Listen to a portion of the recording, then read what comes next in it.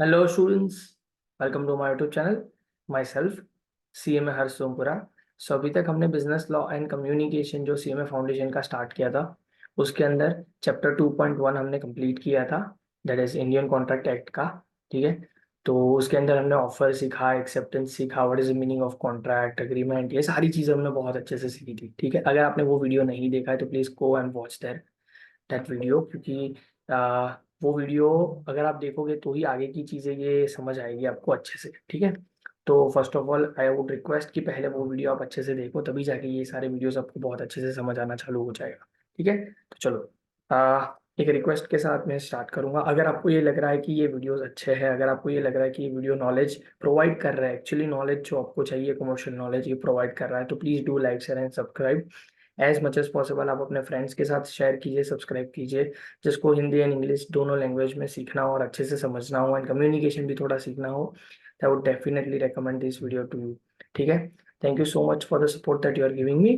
जल्दी से स्टार्ट करते हैं हम पढ़ाई. ठीक है. ये छोटा सा चैप्टर है, चैप्टर 2.2. इसमें से आने का चांसेस थोड़ा कम ही है, पर ठीक है. ये नॉलेज पर्पस के लिए एक दो बारी पढ़ लिया तो कोई फर्क नहीं पड़ेगा. ठीक है. छोटा सा ही चैप्टर है, एक ही पेज का चैप्टर है. देखो, जल्दी से खत्म भी हो जाएगा, और इसमें से आधी चीज तो ऐसी है जो हमने फर्स्ट चैप्टर में पढ़ ली थी. ठीक है. तो सेकंड चैप्टर का नाम क्या है, उन्होंने बोल दिया है ना, directly void and voidable agreements, no consideration no contract. ठीक है. डायरेक्टली बोल दिया है. अब यहाँ पे क्या होगा, उसके अंदर क्या क्या चीजें हैं वो मैं बताता हूँ. सबसे पहले है voidable contract. Voidable contract section 2 subsection I. Already हम सीख चुके हैं what is the meaning of voidable contract in chapter 1. Voidable contract क्या होता है, यहाँ जहाँ पे दो पार्टी होती है, दो या उससे ज्यादा पार्टी जिसके बीच में अग्रीमेंट हुआ है, एक पार्टी के एक पार्टी का कंसेंट अगर आपने फ्री कंसेंट नहीं है, या एसेंशियल एलिमेंट जो कॉन्ट्रैक्ट के है, एसेंशियल एलिमेंट्स ऑफ कॉन्ट्रैक्ट जो है वो फॉलो नहीं हुए हैं, तो एक पार्टी अग्रीव्ड पार्टी हो जाएगी. मैंने बताया था एक पार्टी को लॉस होगा. क्यों? क्योंकि उसका कंसेंट या उसको जो भी कंसिडरेशन मिल रहा है वो गलत तरीके से मिल रहा है, उसका कंसेंट जो लिया गया है शायद से वो गलत तरीके से लिया गया है, एसेंशियल एलिमेंट ऑफ कॉन्ट्रैक्ट नहीं फॉलो हुए हैं, तो एक पार्टी अग्रीव्ड पार्टी हो जाएगी. ठीक है. तो उसके पास ऑप्शन रहता है, या तो वो कॉन्ट्रैक्ट को हाँ बोल दे, या तो वो कॉन्ट्रैक्ट को ना बोल दे. ठीक है. तो वो जो ऑप्शन कॉन्ट्रैक्ट रहता है, ऑप्शन रहता है कि या तो मैं ये कॉन्ट्रैक्ट को हाँ बोल दूं और उसको चला लूं, या तो मैं कॉन्ट्रैक्ट को ना बोल दूं और उसको बोल दूं कि अब ये कॉन्ट्रैक्ट नहीं चलेगा. तो इन दैट सिनेरियो इसको बोला जाता है कि वॉइडेबल कॉन्ट्रैक्ट. वॉइडेबल कॉन्ट्रैक्ट पहले पढ़ लेते, वापस एक एग्जांपल दूंगा जरूरी. ठीक है. वॉइडेबल कॉन्ट्रैक्ट मैं मार्क कर लेता हूँ. वॉइडेबल कॉन्ट्रैक्ट सेक्शन 2 आई में भी देखो, सेक्शन याद रहे तो ठीक है, सेक्शन नंबर याद रहे तो बहुत ही अच्छी बात है. An agreement is avoidable if it enforceable by law at the option of one or more of the parties to. एक या उससे ज्यादा जो पार्टीज है जिसके बीच में कॉन्ट्रैक्ट हुआ है, जिसके पास ऑप्शन रहता है. It is not enforceable by law at the option of the other और अदर्स. जो अग्रीव्ड पार्टी है ना, उसके पास ऑप्शन होना चाहिए. अग्रीव्ड पार्टी मतलब क्या, जिसके साथ बुरा हुआ है, या तो जिसके साथ जिसका कंसेंट गलत तरीके से लिया गया है, या जिसके साथ आप कॉन्ट्रैक्ट कर रहे हो उसके साथ कुछ गलत हुआ है. तो जो गलत हुआ है जिसके साथ, उसके पास ऑप्शन रहता है कि या तो वो कॉन्ट्रैक्ट को एक्सेप्ट करे या तो वो कॉन्ट्रैक्ट को रिजेक्ट करे. एग्जाम्पल क्या है, a promise to sell his farm, a promise to sell his farm to be for 5 lakh rupees. B was not prepared for this, but A by force compelled B to sign the agreement. Force किया, force करते हो तो उसको बोलते हैं coercion या तो fraudulent activity. ठीक है. कोर्जन बोला तो यहाँ पे essential element for essential element of contract, कौन सा essential element of contract follow नहीं हुआ? Free consent. फ्री कंसेंट मतलब क्या? फ्री कंसेंट मतलब कि सामने वाला पर्सन जिसको आपने ऑफर दिया है वो एक्सेप्ट अपनी विलिंगनेस से कर रहा है, उसको बोलते हैं फ्री कंसेंट. यहाँ पे फ्री कंसेंट नहीं है तो एसेंशियल एलिमेंट फॉलो नहीं हुआ, तो अग्रीव्ड पार्टी यहाँ पे बी हो जाएगी. तो बी के पास ऑप्शन रहेगा कि या तो ये कॉन्ट्रैक्ट को एक्सेप्ट करे या तो ये कॉन्ट्रैक्ट को रिजेक्ट कर दे. Simple as that. Here the consent of B was obtain by coercion or fraud. ये कोएर्जन एंड फ्रॉड हम आगे, यही यही जो इंडियन कॉन्ट्रैक्ट एक्ट है उसमें आगे 5th चैप्टर में पढ़ेंगे, don't worry. The contract is voidable at the option of B. Voidable किसके ऑप्शन पे? बी के पास ऑप्शन है, ए के पास कोई ऑप्शन नहीं है, बी के पास अब सारा ऑप्शन है. वॉइडेबल मतलब क्या? बी के पास ऑप्शन है, या तो ये कॉन्ट्रैक्ट को वो क्या कर दे, एक्सेप्ट कर दे कि ठीक है भाई मैं परचेस कर लूंगा, या तो वो रिजेक्ट भी कर सकता है. क्यों? क्योंकि उसका कंसेंट जो है गलत तरीके से लिया गया था, इसी वजह से वो रिजेक्ट भी कर सकता है. This is again in important thing. This is again an important thing. आपको ये पूछ सकते हैं कि वॉइडेबल कॉन्ट्रैक्ट किसके पर्सपेक्टिव से है, वॉइडेबल कॉन्ट्रैक्ट जो है वो किसके पर्सपेक्टिव से है। तो वॉइडेबल कॉन्ट्रैक्ट जो है वो सिंपल सिंपल बी के पर्सपेक्टिव से, बी के पास ऑप्शन। दूसरा है वॉइड अग्रीमेंट्स। वॉइड अग्रीमेंट्स मतलब मैंने आपको प्रीवियस चैप्टर के अंदर बहुत अच्छे से समझाया था। वॉइड अग्रीमेंट्स जो होते हैं वो वॉइड एब इनिशियो होते हैं। वॉइड एब इनिशियो का मतलब क्या, void from the very beginning. देखो, सबसे पहले एक कॉन्ट्रैक्ट बनने के लिए अग्रीमेंट होना चाहिए। अगर अग्रीमेंट ही वॉइड है आपका, अगर आपका अग्रीमेंट ही वॉइड है तो कॉन्ट्रैक्ट बनने की तो बात ही नहीं है ना। अगर आपने कोई ऐसा अग्रीमेंट किया है जो इलीगल है, आपने किसी को ऐसा बोला कि मेरे लिए तू स्मगलिंग कर, आपने ऑफर किया किसी किसी को ऑफर किया कि तू मेरे लिए स्मगलिंग की एक्टिविटी कर, मैं तुझे पैसे दूंगा। तो वो जो स्मगलिंग की एक्टिविटी है वो इलीगल है, लॉ के द्वारा जो इलीगल है। तो अगर आपने इलीगल ऑफर की तो वो अग्रीमेंट ही इलीगल हो जाएगा, तो उसको void from the very beginning बोला जाएगा। तो अगर अग्रीमेंट ही वॉइड है तो कॉन्ट्रैक्ट बनने की तो बात ही नहीं है, क्योंकि वो एनफोर्सिएबल ही नहीं हो पाएगा। Simple as that. तो इसी वजह से इसको बोला जाएगा वॉइड अग्रीमेंट। वॉइड अग्रीमेंट मतलब क्या, वो बिगिनिंग से ही एनफोर्सिएबल बाय लॉ नहीं होगा, फ्रॉम द वेरी बिगिनिंग।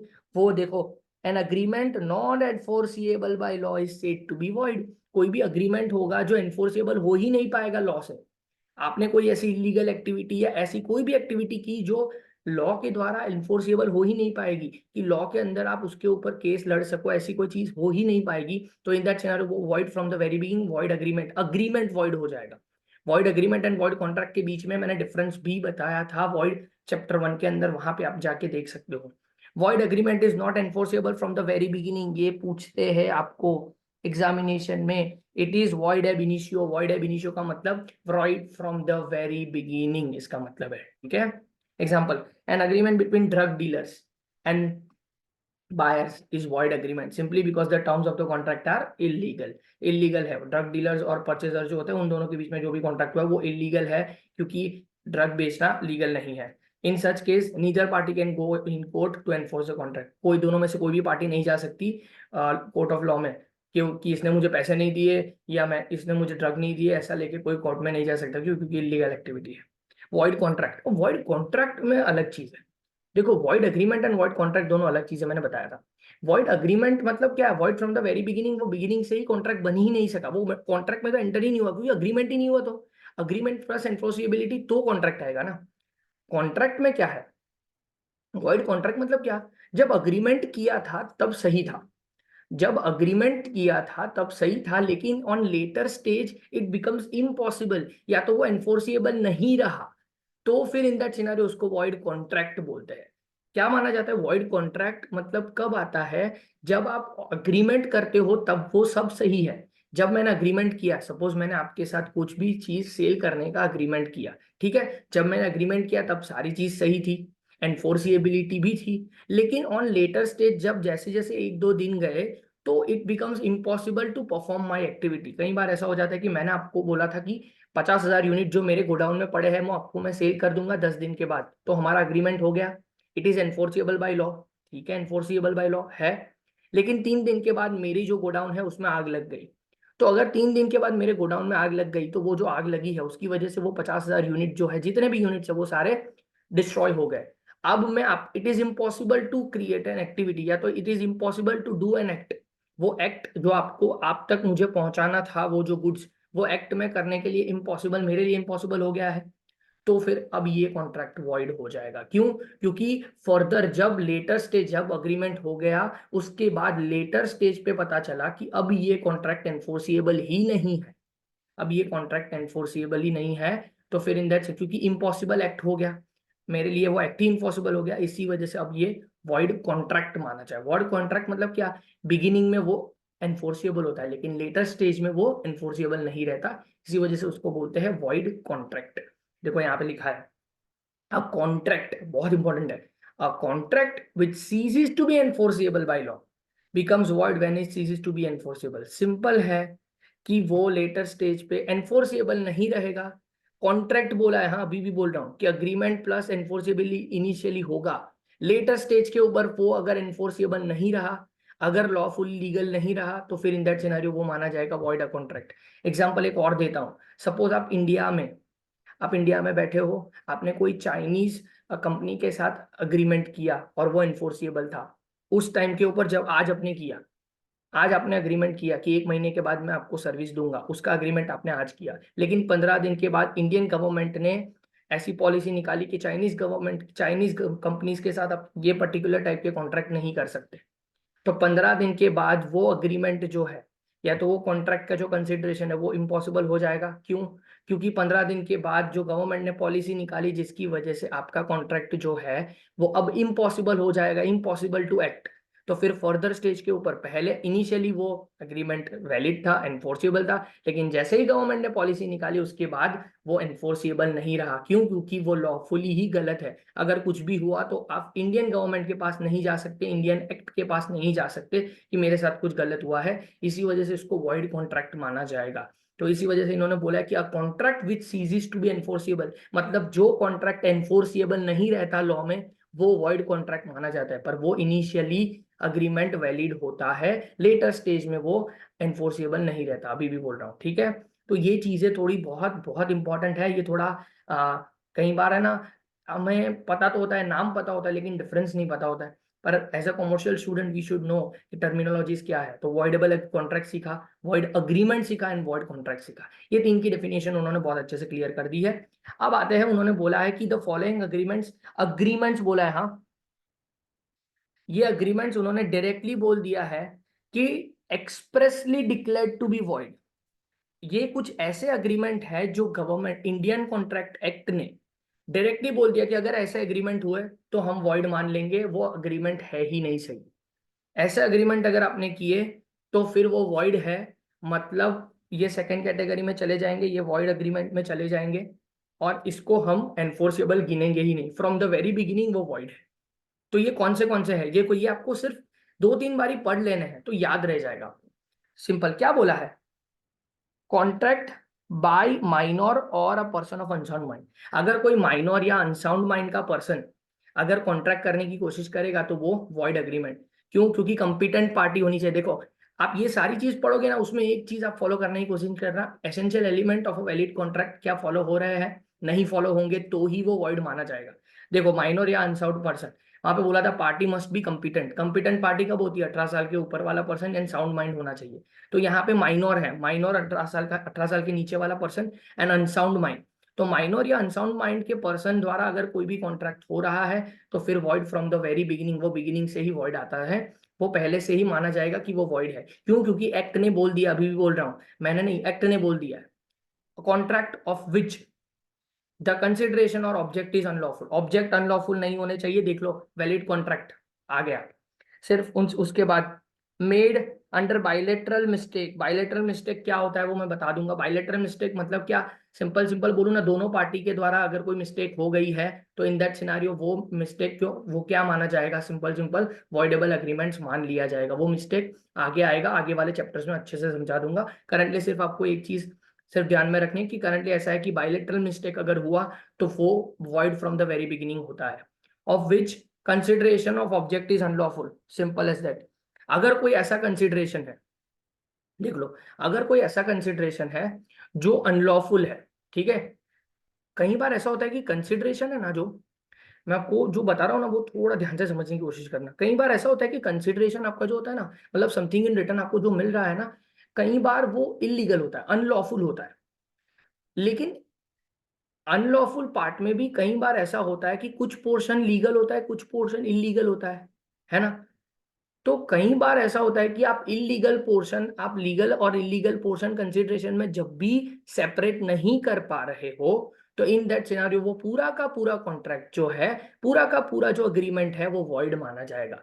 जब कोई कंसिडरेशन या का ऑब्जेक्ट अनलॉफुल है, अगर कोई कंसिडरेशन का ऑब्जेक्ट अनलॉफुल है, अगर वो अनलॉफुल है, लॉफुल नहीं है, वो तो ऑलरेडी आ गया, essential element of valid contract में है कि अगर कोई कंसिडरेशन अनलॉफुल है तो सिर्फ सिंपल है कि फिर वो हम कंसिडरेशन वो वॉइड एग्रीमेंट हो गया।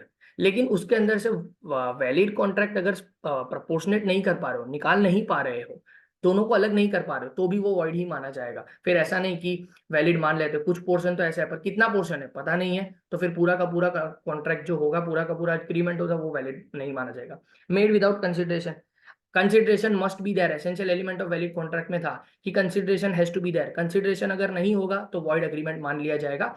सीधा सीधा एक्टर ने बोल दिया कि वॉइड ही माना जाएगा। रिस्ट्रेंट ऑफ मैरिज, अगर आप किसी को मैरिज करने से रोकने का कॉन्ट्रैक्ट कर रहे हो तो फिर वो गलत माना जाएगा, एक्सेप्ट माइनर का।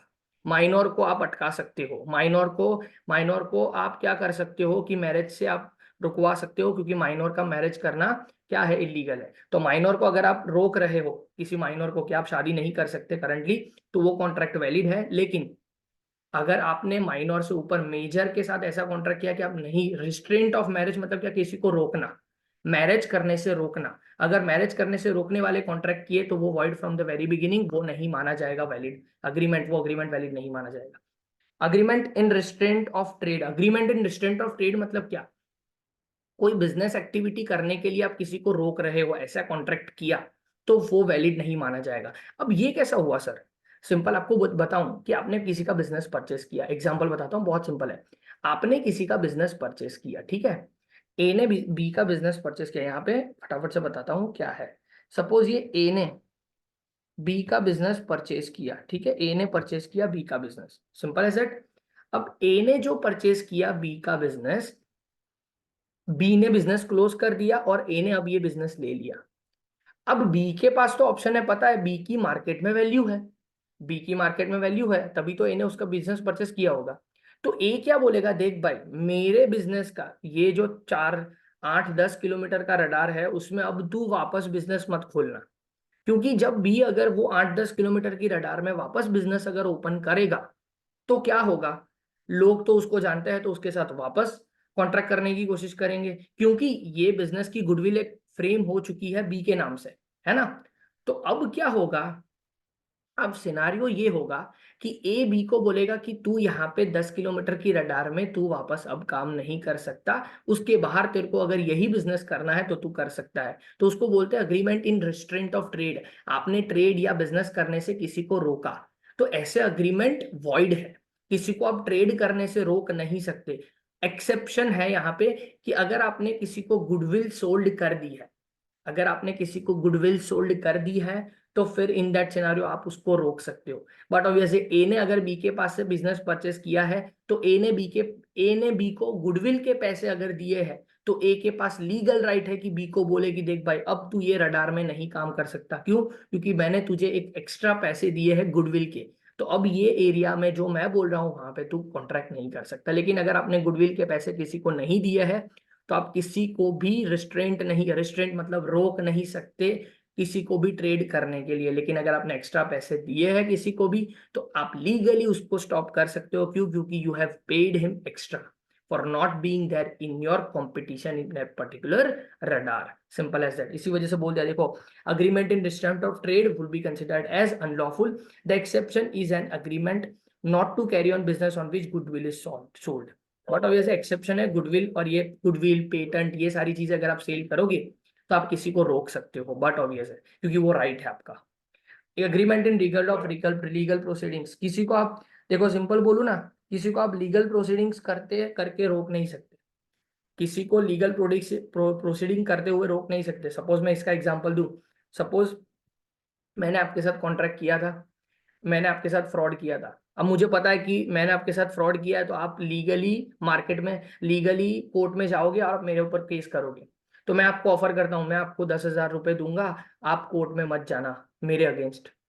तो ये क्या हुआ, लीगल प्रोसीडिंग्स को रोकता हुआ कॉन्ट्रैक्ट है, तो ये भी वॉइड है, एग्रीमेंट वॉइड, वैलिड नहीं है। ऐसा अग्रीमेंट वैलिड नहीं मानते कि आपने ये तो गलत किया, इलीगल एक्ट हो गया, क्यों, क्योंकि मैं आपको पैसे उस बात के लिए दे रहा हूं कि लीगल प्रोसीडिंग्स ही आप मत करो, तो ये वैलिड नहीं है। पहले से ही बोल दिया, डिक्लेयर्ड टू बी वॉइड, ये वॉइड है, पहले से ही वॉइड है, बोल दिया तो वॉइड ही है बस, इसमें हम कुछ नहीं कर सकते। Agreement the meaning of which is not certain, कोई बार अग्रीमेंट होता है तो अग्रीमेंट का मीनिंग सर्टेन नहीं है, उसके टर्म्स सर्टेन नहीं है, तो फिर इन दैट सिनेरियो वो वॉइड माना जाएगा। टर्म्स केपेबल, और वो अपने आप को एक्सप्लेन ही नहीं कर पाएगा, कई बार हमें पता ही नहीं चलता कि अग्रीमेंट करना क्या चाहता है, तो इन दैट सिनेरियो वो an agreement by way of wager, wager मतलब सट्टाबाजी, अगर सट्टाबाजी वाला अगर आपने किया है कोई अग्रीमेंट तो वो भी वैलिड नहीं है। हाँ, सट्टाबाजी वाला अग्रीमेंट वैलिड नहीं है जो डायरेक्टली उन्होंने बोल दिया है।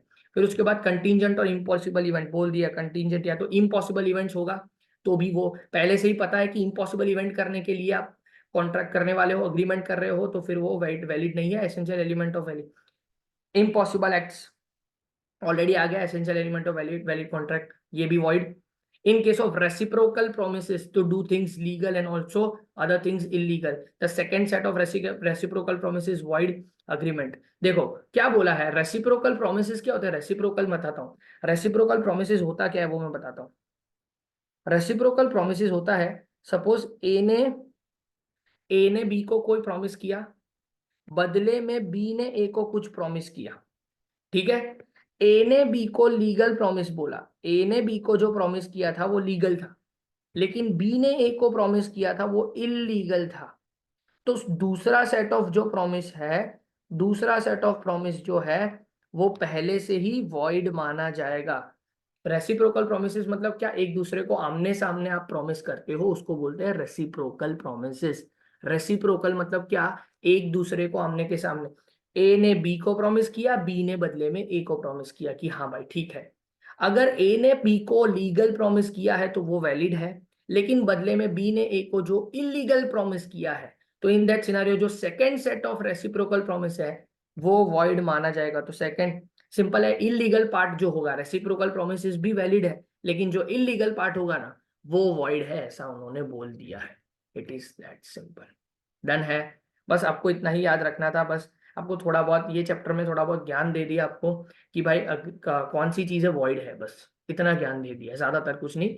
बस वॉइड कौन सी चीज है ना, ये 2 3 4 बार आप पढ़ लोगे ना तो आधी से ऊपर चीज तो आपको ऐसे ही दिमाग में बैठ जाएगी। और ये सारी चीजें आप ना पीछे वाले चैप्टर्स में अच्छे से पढ़ने वाले हो, तो आपको ये रियलाइज होने ही वाला है कि हाँ ये चीजें क्यों वैलिड नहीं है।